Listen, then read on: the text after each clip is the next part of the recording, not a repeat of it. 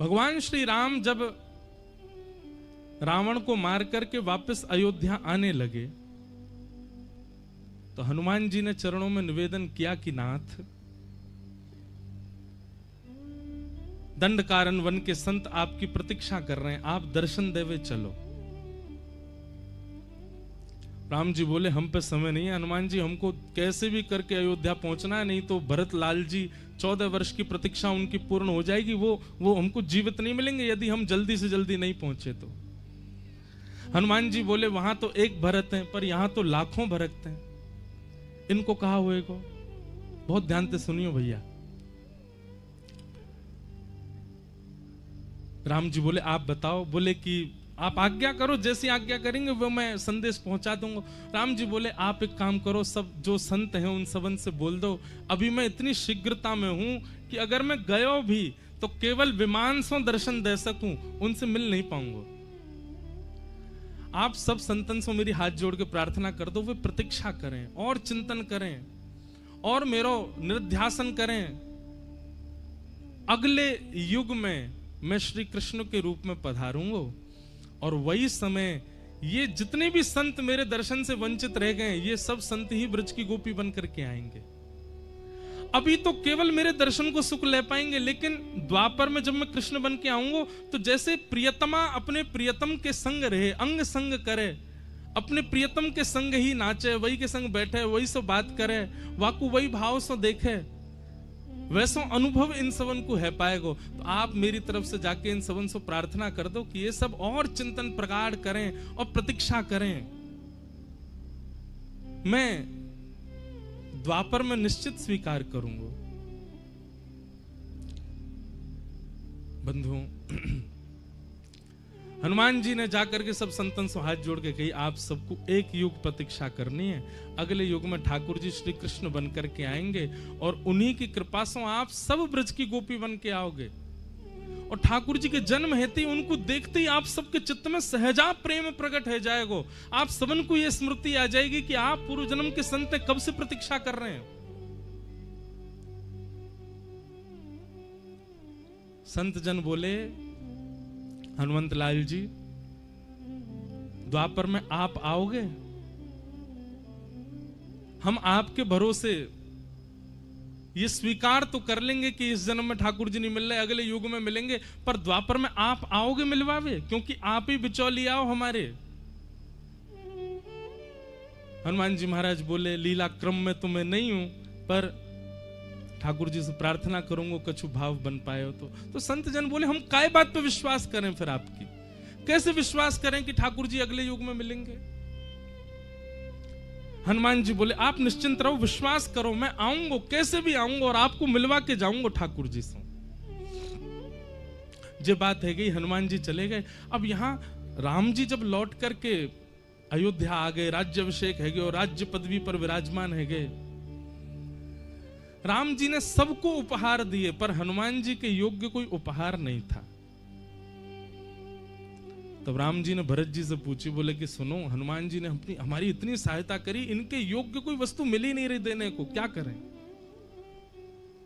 भरत जी महाराज बोले भगवान मैं जब जब संशय में गया ना, तब तब आपकी पादुकाओं ने मुझको उत्तर दिया, मैं प्रार्थना करके आपको बताऊं। और श्री भरतलाल जी ने प्रार्थना करके श्री राम जी से जाकर के कही, भ्राता श्री हमारी बात सुनो, आपने श्री हनुमंत लाल जी से आज्ञा करी कि जितने दंडकारण्य वन के संत बच गए दर्शन से वे सब प्रतीक्षा करें, अगले युग में आप कृष्ण बन करके आएंगे, वे सब गोपी बन करके आएंगे और आप उनके संग रास विहार करेंगे।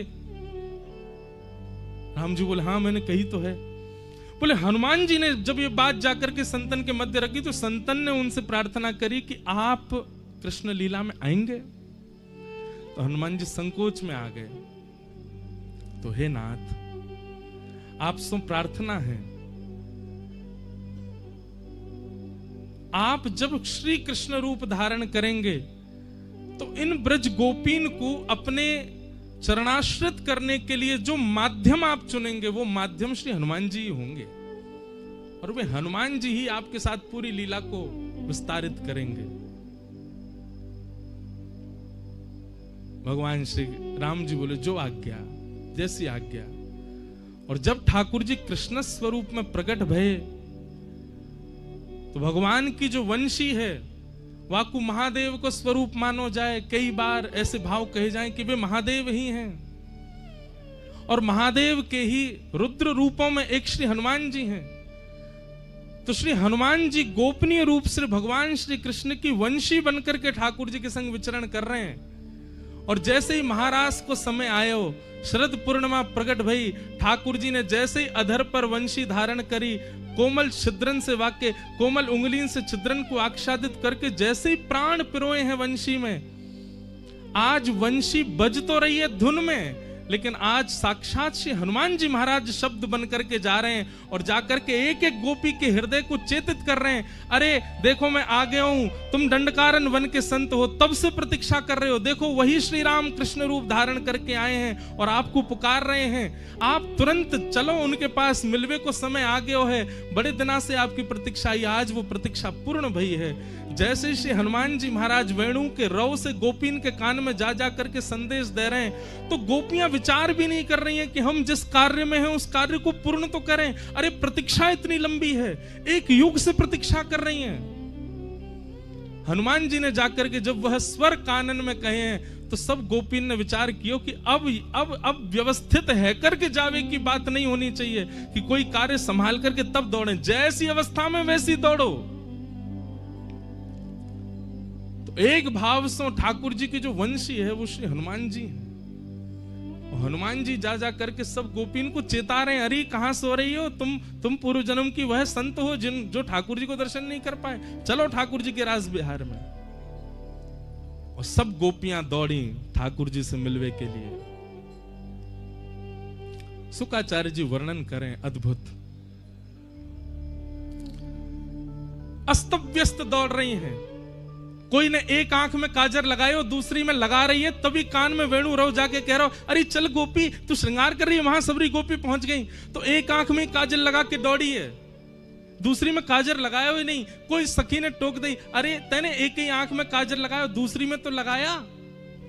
दूसरी आंख में काजर लगावे जा रही है, तो लेकिन वेणु को रव बार बार सुनाई दे और बाहर खिड़की से एक एक करके गोपी दौड़ती जा रही है। उनकी नूपुर की ध्वनि से विचलित रहती जा रही है। अरे मैं कब तक रुकूं यहाँ पे? धैर्य चाहिए काजर लगावे को, और मेरो मन धैर्य धरना रहे हो। पूरा काजर लियो, हाथ में लेप के पूरे मुंह पे ही लगा लियो, दौड़ी। एक सखी बोली, अब तो और बुरा करी आई, एक आंख में काजर लगाया वैसी आ जाती, पूरे मुंह पे काई को पोती आई। तू नहीं जाने कन्हैया स्वरूप थोड़ी देखे। कन्हैया यदि स्वरूप देखतो तो ब्रजमंडल में सबसे सुंदर बन के आई पूतना। कन्हैया ने देखी भी नहीं, और अगर स्वरूप देख भी ले तो कहा भयो रास बिहार में कन्हैया उकारो और मैं उकारी, दोनों बढ़िया लगेंगे। ऐसी जाऊंगी मैं तो। कोई गोपी ने अपने केश काटे, आधे केशन में ही दौड़ रही है। कोई गोपी ने अस्त व्यस्त वस्त्र पहने, वही में दौड़ रही है। कहने को अभिप्राय कहा है, भैया जादना चित्त में चेतना के रूप में ठाकुर जी अनुभूति करा दें कि हाँ बुला रहे हैं। वास्तव में विचार मत करो कि या को व्यवस्थित करके हम जाएं, जैसे हो वैसे ही ठाकुर जी की तरफ दौड़ चलो। वृंदावन जानो है तो 4 बार सोचेंगे, ये काम है जाए, ये व्यवस्थित है जाए, या कोई व्यवस्था कर दें, ये और ने ठीक है जाए, फिर जाएंगे। अरे जा अवस्था में हो वही में दौड़ चलो। वृंदावन के काजे सुसज्जित और व्यवस्थित है की आवश्यकता नहीं है। गोपियां सब दौड़ी, कई प्रकार बताए। शुकाचार्य जी के भाव से परीक्षित जी के मन में एक संशय आ गया। ये सब गोपियां परब्रह्म परमात्मा को प्रियतम मान करके दौड़ रही हैं। उनसे उन परमात्मा को जो किसी के बंधन में नहीं है, उनको ये प्रियतम बंधन बांध करके दौड़ रही हैं। शुकाचार्य जी कहते हैं, परीक्षित कंस शत्रु माने तो प्रश्न नहीं उठता, रावण शत्रु माने तो प्रश्न नहीं उठता। ये राक्षस ठाकुर जी को गालियां दें तो तुम्हारे चित्त में प्रश्न नहीं उठता, पर गोपियां ठाकुर जी से प्रेम कर रही हैं तो तुम्हारे चित्त में प्रश्न उठ रहा है। अरे सुनो, हम डंके की चोट पर बोलते हैं, ये गोपियां ठाकुर जी से प्रेम करती हैं, इतनी बात नहीं है कि मुतादोक्षज प्रिया, ये ठाकुर जी भी इनसे प्रेम करते हैं, ये ठाकुर जी की भी प्रियसी है। मैंने पहले दिन कथा का प्रारंभ भी इसी भाव से किया था कि गोपियां गोपियों को हरिप्रिय नहीं है, गोपियां हरिप्रिया हैं, वो ठाकुर जी की प्रियसी हैं, ठाकुर जी को प्रिय हैं। ये गोपी प्रेम की ध्वजा 4 दिन का सत्र, आज तो रास पंचाध्याय विशेष है, बाकी का सत्र इसी विषय पर ही है ना, कि हम ऐसा कहां करें कि हम हरिप्रिय बने, हम ठाकुर जी के प्रिय बने। गोपियां विचार नहीं कर रही हैं, लोग क्या कहेगी, लाज क्या कहेगी, स्वरूप कैसा, व्यवस्था कैसी, जैसी हैं दौड़ पड़ी हैं ठाकुर जी की तरफ। यह एक गुण है वैष्णव का जो ठाकुर जी को प्रिय है। वो विचार नहीं कर रहा है अपने रूप स्वरूप और व्यवस्थाओं के लिए, बस आ रहा है मेरे पास।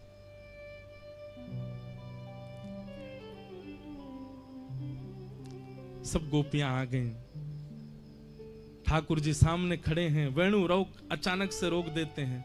स्वागतम वो महाभाग प्रियम किम करवाणि ब्रजस्या नामयं कश्चित् ब्रूता गमन कारणम्। सब गोपियों से ठाकुर जी कहते हैं अपने आने का कारण बताओ। पहले तो कही स्वागत स्वागत, आप सबका बहुत बहुत स्वागत, और अचानक ठाकुर जी कहते हैं अपने आवे को कारण बताओ।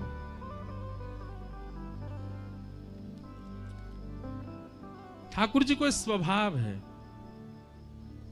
एक बार जो उनकी शरणागति ले ले तो पहले तो वाको स्वागत करेंगे और फिर वाको दोबारा से सब संसार के प्रपंच दिखाएंगे।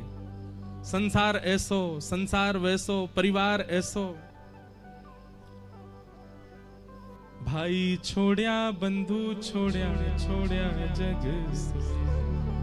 साधुअन संग बैठ बैठ, साधुअन संग बैठ बैठ, लोक लाज खोई रे, मेरे तो गिरधर गोपाल, दूसरो न कोई, दूसरो न कोई, मेरे तो गिरधर गोपाल, दूसरो न कोई, दूसरो। भैया एक बात ध्यान रखियो, ठाकुर जी की शरणागति लोगे तो छुड़वाएंगे तो बहुत कछु, सब छुड़वाए देंगे। और उनको छूटवे को यदि आपको बहुत गम है रहे हो कि मेरो ये छूट गयो, मेरो वो छूट गयो, मेरो काम छूट गयो, मेरो धंधो छूट गयो, मेरो परिवार छूट गयो, तो फिर मत आओ यार राह पे। सब प्रिय हैं तो श्री राधा रमण सो प्रेम मत करो। हमारे लाल जी त्रिभंग ललिए 3 जगह से टेढ़े हैं, उनको हृदय में आवे के काजे बहुत जगह चाहिए, और पहले तो हृदय में खूब सारी भीड़ होगी, ठाकुर जी ना आ पाएंगे, और ठाकुर जी अगर आवेंगे तो सबको निकार देंगे पहले हृदय में से, तब आए करके बैठेंगे। अकेले बैठना प्रिय है ठाकुर जी को। और सब छूटवे को यदि गम यदि चित्त में है तो क्षमा भैया, ठाकुर जी की शरण में मत आओ। ये बात तो निश्चित है कि ठाकुर जी सब छुड़वाए देंगे। सब गोपियां आ गईं और आकर के ठाकुर जी कह रहे हैं ब्रूतागमन, अपने आने का कारण बताओ। और यहां ठाकुर जी ने पातिव्रत धर्म के बड़े नियम बताए। एक पतिव्रता नारी के धर्म क्या होते हैं, मानो ठाकुर जी उनको उनके धर्म के बारे में बता रहे हैं। अरे पतिव्रता नारी को अपने पति के प्रति कैसी भावना रखनी चाहिए, उसके परिवार के प्रति कैसी, सारे प्रवचन कर रहे हैं। 10 श्लोकों में ठाकुर जी ने पतिव्रता नारी का पूरा वर्णन किया। भर्तु शुश्रूषणम स्त्रीणाम परो धर्मो यमाय तद बंधुनाम च कल्याणम प्रजानाम चानुपोषणम। 10 श्लोकों में ठाकुर जी ने केवल यह कहा कि पतिव्रता नारी का धर्म क्या है, तुम वापस लौट जाओ। जब ठाकुर जी के 10 श्लोक पूर्ण हो गए और ठाकुर जी कहने लगे वापस जाओ वापस जाओ वापस जाओ, गोपियां बोली आपकी बात है गई हो तो अब हम बोलें। ठाकुर जी बोले हाँ हाँ हाँ बोलो बोलो बोलो। तब ब्रज की गोपियां बोलना प्रारंभ करते हैं। इसको प्रणय गीत कहते हैं, बहुत प्रिय है। भागवत जी में 7 प्रकट गीत हैं और 7 अप्रकट गीत हैं। इनमें गोपीन को एक अप्रकट गीत है, वाको नाम है प्रणय गीत। गोपी गीत से पहले गाया हो प्रणय गीत। गोपियां कह रही हैं मैवं विभोर्हति भवान् गदितुं दृशं संत्यज्य सर्व विषयांस्तव पादमूलम् भक्ता भजस्व दुर्वग्रहमात्यजास्मान् देवो यथादि पुरुषो भजते मुमुक्षु। बहुत ध्यान पूर्वक सुनियो, बहुत सुंदर बात। गोपियां कह रही हैं ठाकुर जी आपकी गलती नहीं है, आप भगवान हो, आपको क्या पता कि भक्त कितनी पीड़ा सहकर के बनता है। भोक्ता को क्या पता कि भात कितनी मेहनत से बनाया गया, उबाला गया, धनकुटा से कूट करके छिलका से निकाला गया, वो तो केवल दाल मिला के पा लेता है। ऐसे आपको क्या पता कि हम कितनी पीड़ा से बनते हैं। संत्यज्य सर्व विषयांस तव पाद मूलम, आप ही ज्ञान देते हैं कि सब छोड़ करके मेरी शरण में आ जाओ। और आज हम जब सब त्याग करके आ गई हैं तो आप हमसे कह रहे हो कि ब्रूतागमन कारण, हम अपने आने का कारण बताओ। नाथ ये आपको स्वभाव बन चुका है। लेकिन हम आपसे एक बात कहना चाहती हैं, हमें आप व्यभिचारिणी मत समझना। हमारा प्रेम ऐसा नहीं है कि हम आपसे मिलना चाहती हैं, आपके संग रहना चाहती हैं, आपको देखना चाहती हैं, आपसे वार्ता ये सब हमारे प्रेम का स्वरूप नहीं है। गोपी प्रेम की ध्वजा ऐसे ही नहीं बन गई हैं। ध्यान से सुनियो, गोपियां कह रही हैं हमारा प्रेम ऐसा नहीं कि आप हमसे मिलो, हमारा प्रेम ऐसा नहीं कि आप हमसे बात करो, हमारा प्रेम ऐसा भी नहीं कि आप हमको नित्य दिखो, हमारे प्रेम में यह भी नहीं है कि आप हमारे सामने रहो। अरे आज मिलकर के जीवन भर मत मिलिएगा, हम तब भी आपसे प्रेम करेंगी। हमारे प्रेम में केवल एक जिज्ञासा है कि जैसे हम आपको अपना सर्वस्व अर्पित कर चुकी हैं, आप केवल हमको यह बता दो कि आपने स्वीकार कर लिया। बस ये स्वीकार कर लिया शब्द सुनते ही हमारा प्रेम पूर्ण हो जाएगा। हमको इसके आगे कुछ नहीं चाहिए आपसे। ना मिलन की इच्छा है, ना दर्शन की इच्छा है, ना वार्ता की इच्छा, कोई इच्छा नहीं है। केवल हमें यह पता चल जाए कि हमारा प्रेम आपने स्वीकार कर लिया, हम इसी में ही जीवित रह लेंगे। नाथ हमें आप सामान्य संसारी प्रेमियों की तरह मत मानो कि हमसे मिलो, हमको दिखो, हमसे बात करो, हमारी बात मानो। ये सब हमारे प्रेम का स्वरूप नहीं है।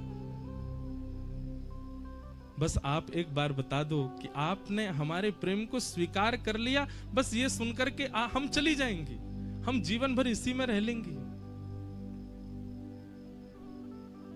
और नाथ आप चाहते हो मैं वापस चली जाए, ठीक है, हम जा रही हैं अभी वापस, पर हमारी एक वस्तु आपके पास है, वो वस्तु हमको वापस करो।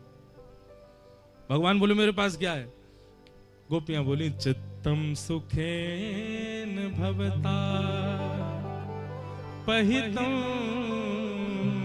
गृहेषु। भैया ऐसे ही रास नहीं है गए ओए, ऐसे ही रास बिहारी इतने सहज नहीं है गए। गोपीन की बात तो सुनो। गोपियां कह रही हैं चित्तम सुखेन भवता पहितम गृहेषु यन्निर्विशस्यत करावपि गृह्यकार्ये यामः कथं ब्रजमथो करवां पादौ पदं न चलतस्तव पादमूलात् यामः कथम ब्रजमथो करवाम किंबा। गोपियां कह रही हैं हमारा मन आपके पास है। शब्द सुनो, हम चली जाएंगी, हमारी एक वस्तु आपके पास है, वो हमको वापस करो। ठाकुर जी बोले क्या है? बोला हमारा चित्त आपके पास है, मन आपके पास है, वो वापस कर दो, हम चली जाएंगे। अभी अब चित्त तो वापस नहीं कर सकते। गोपियां कहती हैं बिना चित्त लिए वापस जाएंगी तो हमारे हाथ कुछ कर्म नहीं कर पाएंगे। पति कहेंगे रोटी बनाओ, हम कहेंगे नहीं बनाना। क्यों नहीं बनाना? मन नहीं है। मन कहां है? मन तो कृष्ण के पास। बालक कहेंगे मेला में चलो, हम कहेंगे नहीं जाना। क्यों नहीं जाना? मन नहीं है। मन कहां है? मन तो है कृष्ण के पास। कृष्ण मन कृष्ण तन कृष्ण ही हमारो धन, आठों याम ऊधो हमें कृष्ण ही सो काम है। कन्हैया हम चली जाएंगी, जीवन में कभी लौट करके नहीं आएंगी, हमारा मन हमको वापस कर दो। जीवन में आप कभी हमारे चित्त में ना आओ, ऐसी स्थिति हमारी कर दो, हम अभी लौट करके चली जाएंगी। यदि ये संभव हो तो हमें वापस कर दो, और यदि ये संभव नहीं है तो हमें स्वीकार कर लो।